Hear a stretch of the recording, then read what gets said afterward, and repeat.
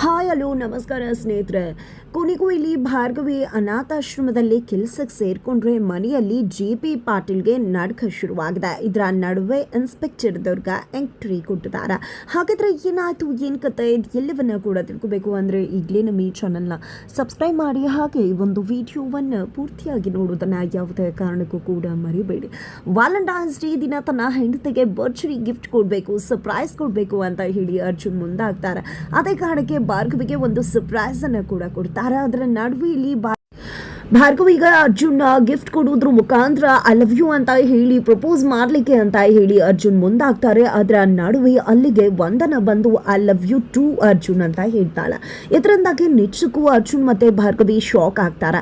ಈ ಕಡೆ ವಂದನ ಬಂದದ ಹ್ಯಾಪಿ ವ್ಯಾಲೆಂಟೈನ್ಸ್ ಡೇ ಅರ್ಜುನ್ ಅಂತ ಹೇಳ್ತಿದ್ರೆ, ಏನಿದು ನೀನು ಬಿಡೋದೇ ಇಲ್ವಾ, ನಂಗೆ ಯಾಕೆ ಸುಮ್ಮನೆ ತೊಂದರೆ ಕೊಡ್ತಾ ಇದೆಯಾ, ಯಾಕೆ ಪದೇ ಪದೇ ಬರ್ತೀಯಾ, ನನ್ನ ಹೆಂಡತಿ ನನ್ನ ಪಾಡಿಗೆ ಬಿಟ್ಟು ಬಿಡು ಅಂತ ಹೇಳಿ ಅರ್ಜುನ್ ಹೇಳ್ತಿದ್ದಾರೆ. ಏನಿದು ಅರ್ಜುನ್, ನೀನು ಬೇರೆಯವ್ರನ್ನ ಮದುವೆ ಆಗಿರ್ಬೋದು, ಆದರೆ ಯಾವತ್ತೂ ಕೂಡ ನೀನು ನನ್ನ ಅರ್ಜುನೆ ಅಂತ ಹೇಳಿ ವಂದನ ಹೇಳ್ತಾಳೆ. ಈ ಹುಚ್ಚಾಟಕ್ಕೆ ಬ್ರೇಕ್ ಹಾಕು ವಂದನ, ನಾನು ಸುಮ್ಮನೆ ಇದ್ದೀನಿ ಅನ್ನೋ ಮಾತ್ರಕ್ಕೆ ನೀನು ಮಾಡಿದ್ದನ್ನೆಲ್ಲ ಸಹಿಸ್ಕೋತೀನಿ ಅಂತ ಅನ್ಕೋಬೇಡ. ತಾಳ್ಮೆ ಇರೋಷ್ಟು ತಾಳ್ಮೆಯಿಂದ ಇರ್ತೀನಿ ನಾನು ಕೂಡ, ಬೇಡ ಸುಮ್ಮನೆ ಇರೋದು ಒಳ್ಳೇದು ಅಂತ ಇದ್ದೀನಿ. ಅದನ್ನು ಬಿಟ್ಟು ನಿನ್ನ ಆಟ ಜಾಸ್ತಿ ಆಯಿತು ಅಂದರೆ ಖಂಡಿತ ನನ್ನ ಇನ್ನೊಂದು ಫೇಸನ್ನು ನೀನು ನೋಡಬೇಕಾಗತ್ತ ಅಂತ ಹೇಳಿ ಅರ್ಜುನ್ ಹೇಳ್ತಾರೆ. ಜೊತೆಗೆ ನೀನು ಏನೇ ಮಾಡು, ಎಂತೆ ಮಾಡಿದ್ರು ಕೂಡ ನನ್ನನ್ನಾಗಲಿ ಭಾರ್ಗವಿಯನ್ನಾಗಲಿ ದೂರ ಮಾಡೋದಕ್ಕೆ ಆಗೋದಿಲ್ಲ. ಅವರು ನನ್ನ ಹೆಂಡತಿ, ನನ್ನ ಬದುಕಿನ ನಿಜವಾಗ್ಲೂ ಕೂಡ ಸ್ಪೆಷಲ್ ವ್ಯಕ್ತಿ. ಅವ್ರ ಜೊತೆ ಕಳೆದಂಥ ಕ್ಷಣಗಳು, ಅವ್ರ ಜೊತೆ ಇರುವಂತಹ ಜೀವನನ ನೀನು ಏನೂ ಕೂಡ ಮಾಡ್ಕೊಳ್ಳೋಕ್ಕಾಗೋದಿಲ್ಲ ಅಂತ ಹೇಳಿ ಅರ್ಜುನ್ ಎಚ್ಚರಿಸ್ತಾರೆ. ನೀನು ಯಾವುದೇ ಕಾರಣಕ್ಕೂ ನನ್ನ ಮತ್ತೆ ಭಾರ್ಗವಿ ಬಾಳಲ್ಲಿ ಬೆರುಕು ತರೋದಕ್ಕೂ ಕೂಡ ಸಾಧ್ಯ ಇಲ್ಲ, ಅವರು ನನ್ನಲ್ಲಿ ಬೆರೆತು ಹೋಗಿದ್ದಾರೆ ಅಂತ ಹೇಳಿದ್ದೆ ಅರ್ಜುನ್ ಅಲ್ಲಿಂದ ಹೊರಟು ಬಿಡ್ತಾರೆ.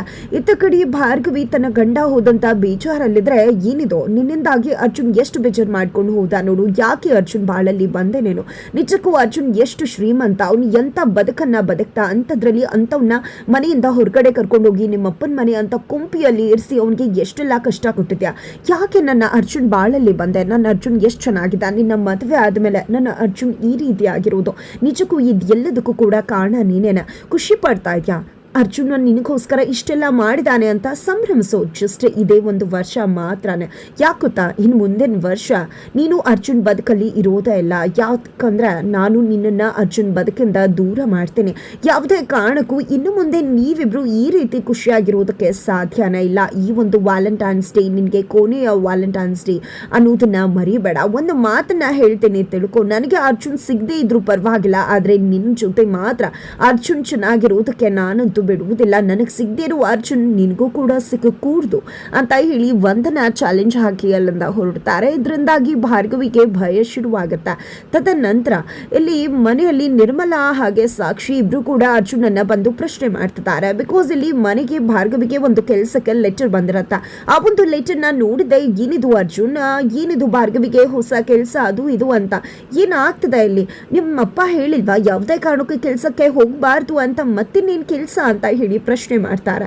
ಅಷ್ಟರಲ್ಲಿ ಶಕುಂತಲ್ ಅವರು ಬರ್ತಾರೆ. ಏನು ಅರ್ಜುನ್, ಭಾರ್ಗವಿ ಕೆಲ್ಸಕ್ಕೆ ಹೋಗ್ತಿದ್ದಾಳ ಮತ್ತೆ ಅಂತ ಹೇಳಿದಾಗ, ಹೌದು ಅಜ್ಜಿ, ಭಾರ್ಗವಿ ಅವರು ಮತ್ತೆ ಕೆಲ್ಸಕ್ಕೆ ಹೋಗ್ತಿದ್ದಾರೆ.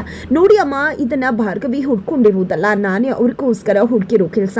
ಪಾಪ ಮನೆಯಲ್ಲಿ ಇತ್ಕೊಂಡು ಏನ್ ಮಾಡ್ತಾರೆ ಅವರು, ಅವ್ರ ಲಾಯರ್ ವೃತ್ತಿನ ಕೂಡ ಅವರು ತ್ಯಜಿಸಿದ್ದಾರೆ. ಅಂದಮೇಲೆ ಸುಮ್ಮನೆ ಇರೋಕ್ಕಾಗತ್ತಾ, ಅವ್ರಿಗೂ ಟೈಮ್ ಪಾಸ್ ಆಗ್ಬೇಕಲ್ವಾ. ಈ ಮನೆಯಲ್ಲಿ ಯಾರು ಕೂಡ ಅವರನ್ನ ಒಪ್ಕೊಳ್ಳೋದಿಲ್ಲ. ಜೊತೆಗೆ ಅವರ ಮನಸ್ಸು ಕೂಡ ಖಾಸಿ ಆಗಿದೆ ಅಪ್ಪನ ಕಳ್ಕೊಂಡು. ಇಂಥ ಸಮಯದಲ್ಲಿ ಒಬ್ಬಂಟಿ ಆಗಿರೋಕ್ಕಿಂತ ಒಂದು ಕೆಲಸಕ್ಕೆ ಹೋದ್ರೇನೆ ಒಳ್ಳೇದು ಅನ್ನೋ ಡೆಸಿಷನ್ ಅನ್ನ ನಾನು ತಗೊಂಡೆ ಅಂತ ಹೇಳಿ ಅರ್ಜುನ್ ಹೇಳ್ತಾರೆ. ಇಲ್ಲ, ಯಾವುದೇ ಕಾರಣಕ್ಕೂ ಈ ಮನೆಯಲ್ಲಿ ಹೆಣ್ಮಕ್ಳು ಕೆಲಸಕ್ಕೆ ಹೋಗಬಾರ್ದು ಅಂತ ಹೇಳಿಲ್ವಾ, ನೀನ್ ನೋಡಿದ್ರೆ ಏನ್ ಅರ್ಜುನ್, ಅಮ್ಮಂಗೆ ವಿರುದ್ಧವಾಗಿ ಈ ರೀತಿ ತಿರುಗಿಸಿ ಎಲ್ಲ ಮಾತನಾಡ್ತೀಯ ಅಂತ ಸಾಕ್ಷಿಯವರು ಕೂಡ ಪ್ರಶ್ನೆ ಮಾಡ್ತಾರೆ. ಅದಕ್ಕೆ ಇಲ್ಲಿ ಅರ್ಜುನ್, ಏನ್ ಚಿಕ್ಕಿ, ಹಾಗಿದ್ರೆ ಚಿಕ್ಕು ನಿನ್ ಮಾತನ್ನ ಕೇಳೋದಿಲ್ವಾ, ಯಾಕೆ ರೀತಿ ನಡ್ಕೋತೀರಾ, ಗಂಡ ಹೆಂಡತಿ ಮಾತನ್ನ ಕೇಳಬಾರ್ದು ಅನ್ನೋ ಏನಾದ್ರೂ ರೂಲ್ಸ್ ಇದೆಯಾ, ಅಥವಾ ಕೇಳೋದ್ರಲ್ಲಿ ಏನ್ ತಪ್ಪದ, ನಿಜಕ್ಕೂ ಅದು ಅವರ ಪ್ರೀತಿ ಇರತ್ತಲ್ವಾ, ಅದೇ ಕಾರಣಕ್ಕೆ ಹೆಂಡತಿ ಮಾತಿಗೆ ಮರ್ಯಾದೆ ಕೊಡ್ತಾರೆ. ಅದನ್ನ ಬಿಟ್ಟು ಅದಕ್ಕೆ ಇನ್ನೇನು ಅರ್ಥನ ಯಾಕೆ ಕಲ್ಪಿಸೋಕ್ ಬರ್ತೀರಾ.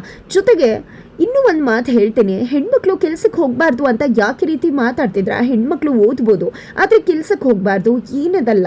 ಅವರ ಮನಸ್ಸಿಗೆ ಏನು ಇಷ್ಟ ಆಗುತ್ತೋ ಅಂತ ಕೆಲಸಕ್ಕೆ ಹೋಗೋದಕ್ಕೆ ಅವಕಾಶ ಮಾಡಿಕೊಡ್ಬೇಕು. ಜೊತೆಗೆ ನಾನೇನು ಭಾರ್ಗವಿ ಅವರು ಬಂದ ಮೇಲೆ ಈ ರೀತಿ ತಿರುಗಿಸಿ ಮಾತಾಡೋದಲ್ಲ. ನನಗೆ ಇಷ್ಟ ಆಗದಿರೋ ವಿಷಯಗಳು ನಡೆದಾಗ ನಾನು ಅಲ್ಲೇ ತಿರುಗಿಸಿ ಉತ್ತರ ಕೊಟ್ಟಿದ್ದೆ, ಈಗಲೂ ಕೊಡ್ತಾ ಇದ್ದೀನಿ ಅಷ್ಟೇ. ಆದರೆ ಭಾರ್ಗವಿಯನ್ನ ನೀವು ತಗೋತಾ ಇದ್ದೀರಾ ಅಂತ ಹೇಳಿ ಅರ್ಜುನ್, ನಿರ್ಮಲಾ ಮತ್ತೆ ಸಾಕ್ಷಿಗೆ ತಿರುಗಿ ಬೀಳ್ತಾರೆ. ಇತ್ತ ಕಡೆ GP ಮತ್ತೆ ಬೃಂದಾ ಕೂಡ ಬರ್ತಾರೆ. ಬೃಂದಾ ಬಂದಿದೆ, ಏನಿದು ಅರ್ಜುನ್, ಭಾರ್ಗವಿ ಯಾಕೆ ಮತ್ತೆ ಕೆಲ್ಸಕ್ಕೆ ಹೋಗ್ಬೇಕು? ಕೆಲ್ಸಕ್ಕೆ ಹೋಗ್ಬಾರ್ದು ಅಂತ ತಾನೇ ಹೇಳಿದು. ಭಾರ್ಗವಿ ಯಾವುದೇ ಕಾರಣಕ್ಕೂ ಕೆಲ್ಸಕ್ಕೆ ಹೋಗ್ಕೂಡ್ತು ಅಂತ ಹೇಳ್ತಾರೆ. ಇತ್ತ ಕಡೆ GP ಕೂಡ ಏನಿದಲ್ಲ ಅರ್ಜುನ್ ಕೆಲ್ಸಕ್ಕೆ ಹೋಗೋದಿಲ್ಲ ಅಂತ ಹೇಳಿ ಮತ್ತೆ ಕೆಲ್ಸಕ್ಕೆ ಹೋಗ್ತಿದ್ದಾಳ ಅಂತ ಕೇಳಿದಾಗ, ಅದು ಹಾಗಲ್ಲಪ್ಪ, ನೀವು ನಿಜಕ್ಕೂ ಯಾಕೆ ಈ ರೀತಿ ಕೋಪ ಮಾಡ್ಕೋತಾ ಇದ್ದೀರಾ? ನಾನು ನಿಮ್ದೇ ಲಾ ಫಾರ್ಮ್ ಅಲ್ಲಿ ಕೆಲಸ ಮಾಡ್ತಿದ್ದೇನೆ ತಾನೆ, ಭಾರ್ಗವಿಯ ಹೋಗೋದ್ರಲ್ಲಿ ಏನ್ ತಪ್ಪದ ಅಂತ ಅರ್ಜುನ್ ಕೇಳ್ತಾರೆ. ತಪ್ಪು ಅನ್ನೋದಲ್ಲ, ನೀನು ಹೇಳ್ತೀಯ ಅಲ್ವಾ ಯಾವಾಗ್ಲೂ ಕೂಡ ನನ್ನ ಹೆಂಡತಿ ಅಂತ ಹೆಂಡತಿ ಕೈಯಲ್ಲಿ ದುಡಿಸ್ಕೊಂಡು ತಿನ್ಬೇಕಾ? ಇಂಥ ದೊಡ್ಡ ಲಾ ಫಾರ್ಮ್ನ ಓನರ್ ಆಗಿದೆಯಾ ನೀನು? ಉತ್ತರಾಧಿಕಾರಿ ವಾರಸ್ತಾರ ನೀನು ಅಂತ ಹೇಳಿ GP ಪಾಟೀಲ್ ಹೇಳ್ತಾರೆ. ಇದು ನನ್ನ ಕೆಲಸ, ನಾನು ನಿಮ್ಗೆ ಕೊಟ್ಟಿರೋ ಕೆಲಸವನ್ನ ಗೌರವಿಸಿ ಕೆಲಸ ಮಾಡ್ತಾ ಇದ್ದೀನಿ. ನಾನೇ ಕೆಲಸ ಮಾಡ್ತಾ ಇದ್ದೀನಿ ಅಂತ ನನ್ನ ಹೆಂಡತಿ ಇಷ್ಟ ಆಗಿರೋ ಕೆಲಸ ಮಾಡಬಾರ್ದು ಅಂತ ಏನಿಲ್ಲ ಅಲ್ವಾ? ಅವ್ರು ಇಷ್ಟ ಆಗಿರೋ ಕೆಲಸ ಮಾಡಬಹುದು ಅಲ್ವಾ? ಪ್ಲೀಸ್ ಅಪ್ಪ, ಅವ್ರೇನು ಲಾಯರ್ ಆಗಿಲ್ಲ, ಜಸ್ಟ್ NGOದಲ್ಲಿ ಜಾಯ್ನ್ ಆಗ್ತಿದ್ದಾರೆ ಅಷ್ಟೇ. ಅದರಿಂದ ನಿಮ್ಗೆ ಯಾರಿಗೂ ಕೂಡ ಪ್ರಾಬ್ಲಮ್ ಕೂಡ ಆಗೋದಿಲ್ಲ ಅಂತ ಹೇಳಿ ಅರ್ಜುನ್ ಹೇಳ್ತಾರೆ.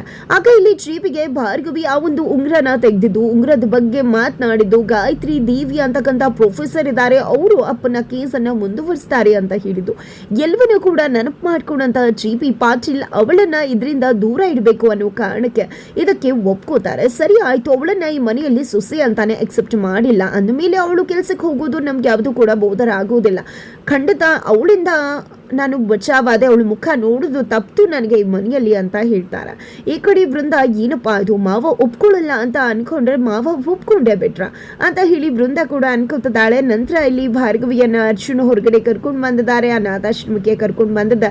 ನೋಡಿ ಭಾರ್ಗವಿ ಅವರು, ಇನ್ನು ಮುಂದೆ ನೀವು ಇಲ್ಲಿ ಇರಬೇಕಾಗತ್ತೆ, ಇಲ್ಲಿ ಮಕ್ಕಳ ಸೇವೆ ಮಾಡಿಕೊಂಡು ಮಕ್ಕಳ ಮುಗ್ಧ ಮನಸ್ಸಿನ ಜೊತೆ ನೀವು ಮಗುವಾಗಿ ನಿಮ್ಮ ಮನಸ್ಸಿನ ನೋವನ್ನ ಮರೀರಿ ಅಂತ ಹೇಳಿ ಅರ್ಜುನ್ ಹೇಳ್ತಾರೆ. ಭಾರ್ಗವಿಗೆ ತುಂಬಾ ಅಂದ್ರೆ ತುಂಬಾ ಖುಷಿ ಆಗುತ್ತೆ. ಬಿಕಾಸ್ ಅಜ್ಜಿ ಕೂಡ ಕೇಳಿದ್ರು, ಭಾರ್ಗವಿಯನ್ನ ಕೆಲ್ಸಕ್ಕೆ ಹೋಗೋದಿಲ್ವಾ ಅಂತ. ನಾನು ಹೋಗೋದಿಲ್ಲ, ಅಪ್ಪನ ಮೇಲೆ ಪ್ರಮಾಣ ಮಾಡಿದ್ದೀನಿ, ಅಮ್ಮ ಹೇಳೋ ತನಕ ನಾನು ಕೋರ್ಟ್ಗೆ ಹೋಗೋದಿಲ್ಲ, ಜೊತೆಗೆ ನನ್ನಿಂದಾಗಿ ಅಪ್ಪ ಸತ್ರು ಅನ್ನೋ ನೋವು ಕೂಡ ನನಗಿದೆ ಅಂತ ಭಾರ್ಗವಿ ಹೇಳಿದ್ರು. ಆದ್ರೆ ಜೊತೆಗೆ ನನಗೆ ಅತ್ತೆ ಮತ್ತೆ ಅಮ್ಮನ ಜವಾಬ್ದಾರಿ ನಾನೇ ನೋಡ್ಕೋಬೇಕು, ಅಪ್ಪ ಕೂಡ ಇಲ್ಲ ಈಗ. ಆದ್ರೆ ಸ್ವಾಭಿಮಾನ, ನನಗೆ ಯಾರು ಕೂಡ ನನ್ನ ಅಮ್ಮನಾಗ್ಲಿ ಅತ್ತೆನಾಗ್ಲಿ ಸಾಕೋದು ನನಗಿಷ್ಟ ಆಗೋದಿಲ್ಲ. ಈ ಮನೆಯವ್ರಿಗೆ ತೊಂದರೆ ಆಗದೆ ಹೇಗೆ ನಾನು ಸ್ವಾಭಿಮಾನದಿಂದ ನನ್ನ ಅತ್ತೆ ಮತ್ತೆ ಅಮ್ಮನ ನೋಡ್ಕೊಳ್ಳಿ ಅನ್ನೋದೇ ಯೋಚನೆ ಆಗ್ಬಿಟ್ಟಿದೆ ಅಂತ ಹೇಳಿದ್ರು ಭಾರ್ಗವಿ. ಆದ್ರೆ ಈಗ ಭಾರ್ಗವಿಗೆ ಸಿಕ್ಕಂತ ಕೆಲಸ ನಿಜಕ್ಕೂ ಕೂಡ ಆಕೆಗೆ ಖುಷಿ ತರಿಸಿದೆ. ಏನಿದಲ್ಲ, ನಿಮ್ಗೆ ಹೇಗೆ ನನಗೆ ಕೆಲಸ ಕೊಡಿಸ್ಬೇಕು ಅಂತ ಯಾಕೆಲ್ಲ ಅನ್ನಿಸ್ತು ಅಂತ ಭಾರ್ಗವಿ ಪ್ರಶ್ನೆ ಮಾಡ್ತಾಳೆ. ಅದಕ್ಕೆ ಇಲ್ಲಿ ಅರ್ಜುನ್, ಅದರಲ್ಲಿ ಏನಿದೆ, ನನ್ನ ಹೆಂಡತಿ ಮನಸ್ಸು ನನಗೆ ಗೊತ್ತಾಗೋದಿಲ್ವಾ ಅಂತ ಕೂಡ ಹೇಳ್ತಾರೆ. ನಂತರ ಆಯ್ತ ಕಡೆ ಗಂಗಾ ಅವರು ಶಕ್ತಿಗೆ ಕಾಲ್ ಮಾಡಿದ ರವೀಂದ್ರ ಭಟ್ಕಳನ್ನ ನಾನೇ ಸಾಯಿಸಿದ್ದು ಅನ್ನೋ ವಿಷಯವನ್ನ ಹೇಳ್ತಿದ್ದಾರೆ. ಅವನ್ನ ಸಾಯಿಸೋ ಉದ್ದೇಶ ನನಗಿರಲಿಲ್ಲ, ಆದ್ರೆ ಅವನಿಗೆ ನನ್ನನ್ನ ನೋಡ್ಬೇಕು ಅನ್ನೋ ಆಸೆ ಆಗಿತ್ತು, ಅದಕ್ಕೆ ಅವನನ್ನ ಸಾಯಿಸ್ಬಿಟ್ಟೆ ಅಂತ ಹೇಳ್ತಾರೆ. ನಂತರ ಇಲ್ಲಿ ಭಾರ್ಗವಿ ಯಾವುದೇ ಕಾರಣಕ್ಕೂ ಇನ್ನು ಮುಂದೆ ಕೋರ್ಟ್ಗೆ ಬರಬಾರ್ದು, ಹಾಗಂದ್ ಮಾತ್ರಕ್ಕೆ ಅವಳು ಸುಮ್ಮನೆ ಇರ್ತಾಳೆ ಅಂತಲ್ಲ, ಅವಳನ್ನ ನೋಡ್ಕೋಬೇಕಾಗತ್ತೆ ಎಚ್ಚರಿಕೆಯಿಂದ. ಏನಾದ್ರೂ ಅವಳು ತಿರುಗಿ ಬಿದ್ದು ಅಂದ್ರೆ ಅವಳ ಕಥೆಯನ್ನ ಕೂಡ ಮುಗಿಸ್ತೀನಿ ಅಂತ ಹೇಳಿ ಗಂಗಾ ಹೇಳಿದಾಗ ಅದ್ರ ಅವಶ್ಯಕತೆ ಇಲ್ಲ, ರವೀಂದ್ರನೇ ಸತ್ತು ಹೋಗಿದ್ದಾನೆ, ಇನ್ನು ಈ ಕೇಸ್ ಯಾವುದೇ ಕಾರಣಕ್ಕೂ ಕೂಡ ಮತ್ತೆ ಮೇಲಿಡೋದಕ್ಕೆ ಸಾಧ್ಯನೇ ಇಲ್ಲ, ಭಾರ್ಗವಿ ಕೂಡ ಕೋರ್ಟ್ಗೆ ಬರೋದಿಲ್ಲ ಅಂತ ಹೇಳಿದಾಳೆ ಅಂತ ಹೇಳಿ ಶಕ್ತಿ ಹೇಳ್ತಾರ. ತದನಂತರ ಇಲ್ಲಿ ನನ್ನ ವಿಷಯ ಯಾವುದೇ ಕಾರಣಕ್ಕೂ ಹೊರಗಡೆ ಬರಬಾರ್ದು ಅಂತಾನೆ ಗಂಗಾ ಹೇಳಿ ಕಾಲ್ ಕಟ್ ಮಾಡ್ತಾರ. ಎತ್ತ ಕಡೆ GP ಪಾಟೀಲ್ ಬೃಂದ ಹತ್ರ ಕೂಡ ಭಾರ್ಗವಿ ಕೆಲ್ಸಕ್ಕೆ ಹೋದ್ಲು ಅನ್ನೋ ಮಾತ್ರಕ್ಕೆ ನಾವು ಸುಮ್ಮನೆ ಕೂರಕ್ಕಾಗುದಿಲ್ಲ, ಅವಳು ಹೊರಗಡೆ ಹೋದ್ರೆ ಕೋರ್ಟ್ ವಿಷಯಕ್ಕೆ ಹೋಗ್ತಾಳೆ, ಎಚ್ಚರಿಕೆಯಿಂದ ಅವಳನ್ನ ಫಾಲೋ ಮಾಡು ಅಂತ ಬೃಂದಾಗ ಹೇಳ್ತಿದಾರ. ಎತ್ತ ಕಡೆ ಭಾರ್ಗವಿಯನ್ನ ಇನ್ಸ್ಪೆಕ್ಟರ್ ದುರ್ಗಾ ಭೇಟಿ ಮಾಡಿದ್ದಾರೆ. ಯಾವುದೋ ವಿಷಯಕ್ಕೆ ನಿನ್ನ ಭೇಟಿ ಮಾಡ್ಬೇಕಾಗಿತ್ತು, ಆ ರೋಲ್ ಅನ್ನ ನೀನು ಪ್ಲೇ ಮಾಡಬೇಕಾಗಿತ್ತು ಅಂತ ಹೇಳ್ತಿದ್ದಾರೆ. ಭಾರ್ಗವಿಯ ಮುಖಾಂತರ ಇಲ್ಲಿ ಅನ್ಯಾಯಕ್ಕೊಳಗಾದಂತಹ ಮಕ್ಕಳಿಗೆ ನ್ಯಾಯ ಕೊಡಿಸೋ ಕೆಲಸಕ್ಕೆ ಇಲ್ಲಿ ದುರ್ಗಾ ಮುಂದೆ ಹಾಕ್ತಿದ್ದಾರೆ. ಹಾಗಾದ್ರೆ ಏನಾಗತ್ತೆ ಮುಂದೆ ತಿಳ್ಕೋಬೇಕು ಅಂದ್ರೆ ಮುಂದಿನ ವಿಡಿಯೋಗೆ ವೇಟ್ ಮಾಡೋದನ್ನ ಮರಿಬೇಡಿ.